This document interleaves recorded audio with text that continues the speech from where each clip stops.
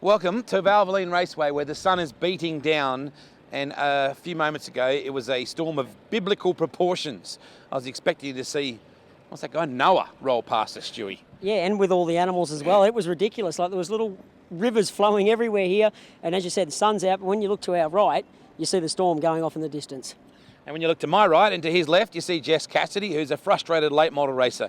Frustrated because there's too many people in your family that love racing cars. Yeah, definitely too many. We've got my brother who's 17 now, so he's old enough to race late model, and also my dad who's raced since he was 18, so plenty of people in the family. And your mum's got a bit of a history with Speedway as well. She was a bit of a trophy model back in the day at the old Newcastle Motordrome. I don't think she'd like that you just mentioned that, but yes, she was. She's been at Speedway all her life as well. It's on her side of the family, so it's really good. It's really a family sport for us, so we all come to the track. Nan and Pop are always here, so it's good. How are we going to get you in a car? What's going on there? Like, Dad obviously doesn't want to get out.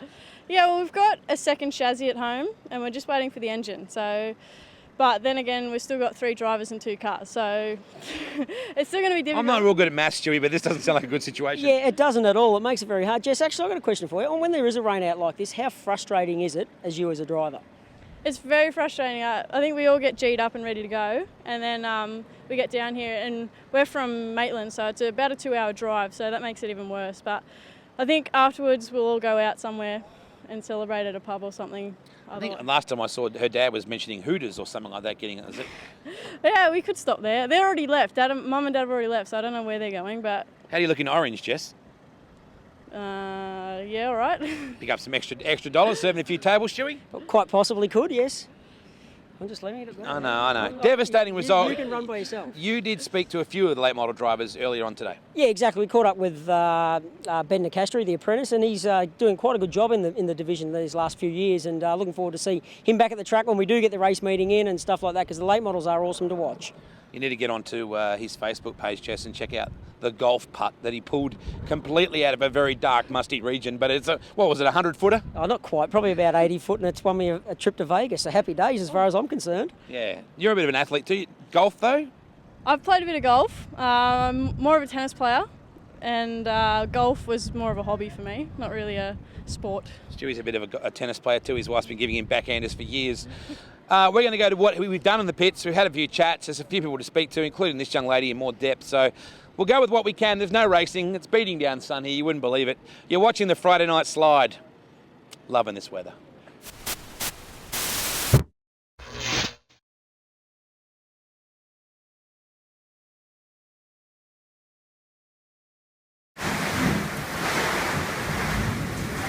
Welcome to Bayley Raceway, where it's looking like an exceptionally good chance of the 50-metre individual medley and breaststroke.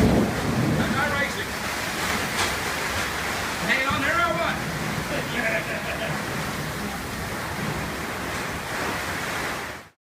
Well, here with Ben Nicastri. Ben, you're a third-generation father. Your grandfather raced and a car owner, but your dad was a successful racer in late models, sprint cars, a bit of everything. Grand Nationals even back at Liverpool in the days, but now you're in the late models. Yeah, it's certainly in the family. My grandfather's one of the founding members of Goulburn Speedway, so it's been in our family for a long time, and yeah, it's just something we do. Describe what it's like. You started in junior sedans and had great success in junior sedans, and then you made the big jump straight into a late model. Yeah, it's certainly a bit different. I've never actually raced just a standard rear-wheel drive sedan, so I still want to get in one of them one day and have a go. But yeah, going from a junior sedan to one of these was a huge change. The horsepower difference is, unreal. So what kind of horsepower has your car got? They're about 770 at the firewheels, so usually around the rear end they're around 600 horsepower. A lot of fun to drive, obviously. Yeah, they're awesome to drive. It's a bit different to the junior, where junior you're struggling to break traction, and these things you've got to try and keep the power to the ground, so it's awesome fun. Now, you've got a bright coloured helmet there. You've got the nickname across the front, the Apprentice. The old man's called the Boss, Ross the Boss, so you got called the Apprentice and it stuck. Yeah, it actually stuck from you. I started getting called the Apprentice when I was younger, and a few people have asked me if I'm going to change that now that I've beat him a few times, but I'll stick with it for now. Now on that, Dad hasn't really raced this year so far. He spent a bit of time over in America. We're going to see him behind the wheel at some stage so you can have a race against him? At this point, yeah, he did the racing in the States and he wants to do the odd show here and there, but at this point we've only got the one car. We've got a second car that should have turned up on Friday, but I think it'll be here mid next week now. and then, we'll do the big shows with a pair of us, but other than that, we just, time-wise, it's easy with one car. We wish you all the best tonight here at Valvoline Raceway and have some fun. Thank you. Todd Bayley, back here at Valvoline Raceway in a late model. Tell us about where your career started in Speedway. Back about 2006, I think, 2005, I started races in junior stands. Raced them for a couple of years, until I was about 16, 17, and then I progressed up to the AMCAs. Raced them for a couple of years. Then after that, Dad decided we'd get a late model and start racing the big boys, and it's been good from then. What kind of horsepower has your car got? This is a Cornet, so it's a 430 cube. She's got about 850. Yeah. A little bit different to the old junior sedan and M car. Yeah, it's a bit more than the old 253 and the old front-wheel drive Ford Laser, but it's been a bit of a learning curve. We're starting to get a bit more consistent now. It's been good. Yeah, we had a bit of a purple patch through the middle of last season. But after the first round, we finished second on the podium, so it's a good start to the season, and we'll see how we go tonight. Explain what it's like to drive one of these big cars, because they are a big car. Yeah, they are. Just the width, the length, the power. It's a lot of throttle control, a lot of rear steer. You notice when the car's not handling right, you get out and you're sweating and you're stuffed, but when the car's handling really well, you really don't have to do too much. When you're inside the cab, it's pretty easy to drive, but... There's a lot of parts underneath these cars that you can change to make the car better. Now, your guys have been working on the hydraulic lift that goes underneath to make it safe to work under these. Just explain how they work. Well, the big thing is with these cars, because of the aero, they're so low, and you can't really stick a jack under the side of it. We got the lifters, so you just drive your car over the top of it and it lifts all four wheels off the ground at the same time, so it makes it easy to get on it, work in between races, and you need one of them to go racing. You're struggling with a jack. We did the first couple of races with one, and we sort of realised we've seen all the boys with these lifters, and we're like, we've got to get one of them. So, it's probably one of the best bits of gear we've got. We wish you all the best for tonight and the rest of the season. Thanks, mate. Thank you. Thanks, Valvoline, and a big shout out to my sponsors, Shannon Construction. Paul, how long have you been making wings? We've been doing it probably 20 years now. 15 solidly, and probably 5 for a second job before that. How did it start? It started probably in the early 90s when I was racing sprint cars myself. In the early 90s, no one really made wings here, and I went about doing it for myself, principally. Some wings were coming in from the States, and they were in a tube form, and we sort of ran a budget operation, and I went about making my own wings, and after that, Linton took it from there. How many wings do you think you've made? Oh, it's a good question. I don't try not to think about it. It's a lot of rivets. We've probably been doing it, Wade, now probably a few hundred a year here in Australia, and we do twice as many again in America. So I couldn't put a number on it, but it's in the thousands of thousands, that's for sure. How many would you and Linton personally have used? Personally, we don't use that many. We're trying not to crash, so we personally don't go through that many. We have sort of had some failures in producing wings as a test mechanism for sprint cars. So, and some of those have been pretty evident on the racetrack. And I think we saw one in World Series a number of years ago that didn't work out so well. So do you just climb out of a wreck and say, well, there's a bit of R&D for us? That's it. That's what it's all about. It's about R&D. We should crash for everybody else and take care of our problems ourselves before it gets to a customer problem. Now, has the design of main wings changed much over the years, or is it principally the same? Well, it has changed a lot. We've brought wings a long way, and in fact, now on the World of Outlaws, they're basically detuning our wing to where we just run a flat top wing in the States. But here in Australia, we're allowed to retain the rules that we've had for some time now, and we're allowed to run the dish wing with all the extras that we are allowed here in Australia, and that help downforce and assist the car in its handling. Selling wings to America is a bit like selling rice to China. It's an unfathomable concept. People thought we were crazy and said that that we couldn't do it, and we sort of proved them wrong. It took us a while. It took us sending Linton there permanently, more or less, to make it happen. Initially, we were just exporting, and then we had to make it a more permanent situation. And Linton went there, and then shortly after I followed, and I took my family there for a year, and we really got it established well, and then I came back here to deal with our business here. So where is it based in America, and how does it work? We're not far from Knoxville Raceway. We thought, initially we went out to Pennsylvania, and we based it there in America, and that didn't work so well. It was very competitive. We had contacts in Knoxville So we took it out to there. It's clearly the home of sprint car racing, and it was a really good test venue for us, like to really test our wings at high speed. How long, if you were to start from scratch and not stop for a day, how long would it take you to knock out a top wing? It takes 2 men half a day if we're flat out. In the old days, it used to take us a lot longer than that. It'd take us a full day, but we've got that down to where it's half a day, and we can more or less do 2 top wings in a day now. How much does the front wing market represent of your business? It's probably 20% in sales, but it's an important part of it. We sell twice as many front wings as you would top wings. Yeah. The idea of pushing the boundaries with these wings, do you get much leeway in developing them? Do you sort of sit down and go, hey, that would work pretty cool, let's try that? I mean, how much have you experimented? Well, in the initial stages, especially when we're going to America, that we're pushing those boundaries all the time. But rules now dictate what we can do.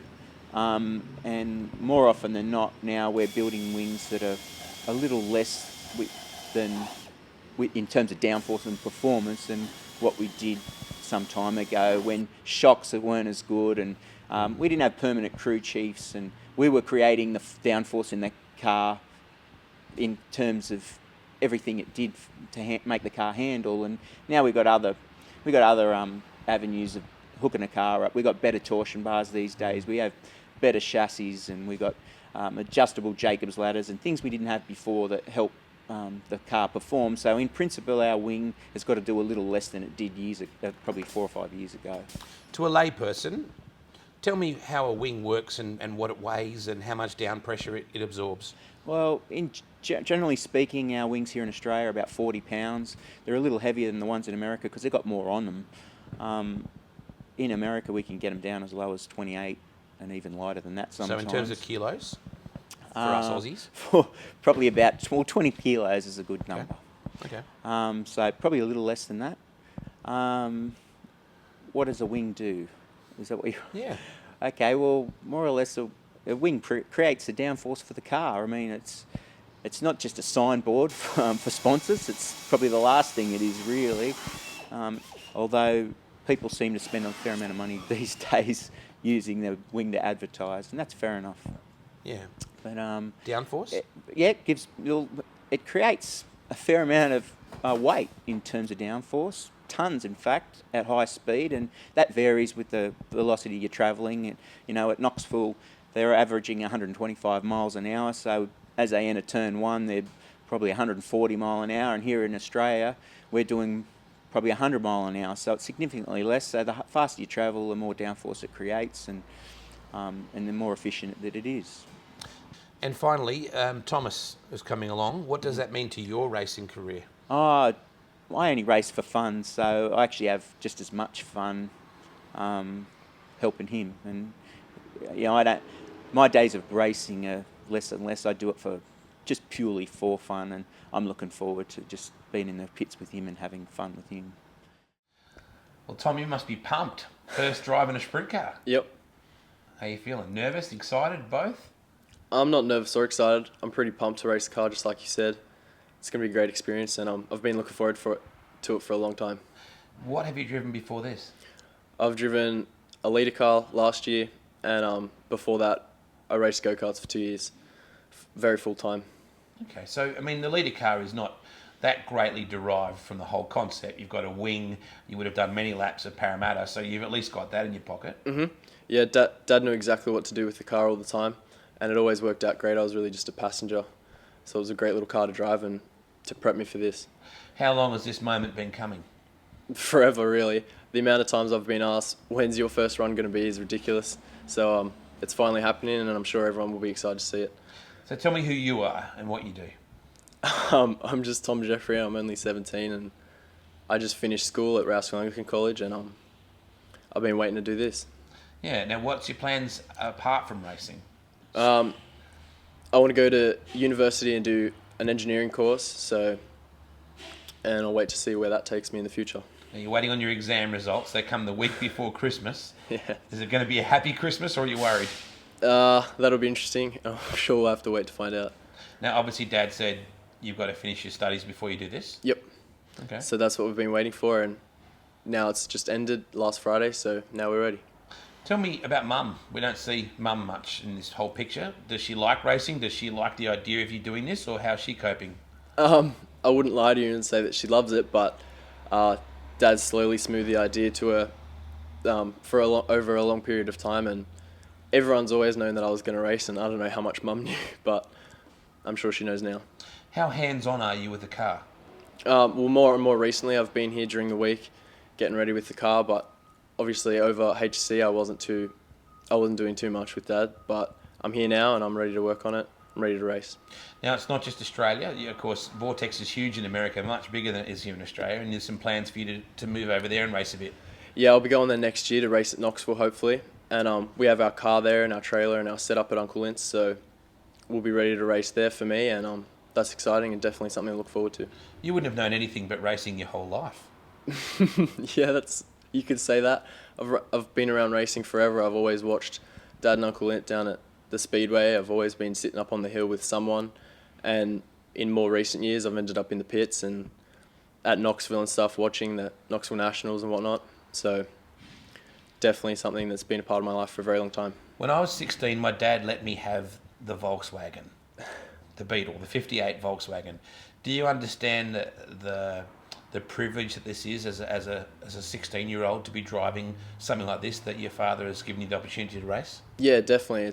It's something that I always overlooked because I always knew I was going to race it, but it's definitely something that more recently I've realised how awesome it is and how much I'm looking forward to it. You drove at practice. Mm-hmm. What did you take back from all that? What was it like to put your foot into this thing? Practice was exciting. Everyone said it's going to give me a kick in the butt, and I thought it was just that, and I really liked it, and I thought I took to it well, and I think practice went pretty well for me. What is your ambition this season? My ambition is certainly to qualify well, do some good qualifying laps, and definitely make it into the feature race. What do you like away from racing? Away from racing,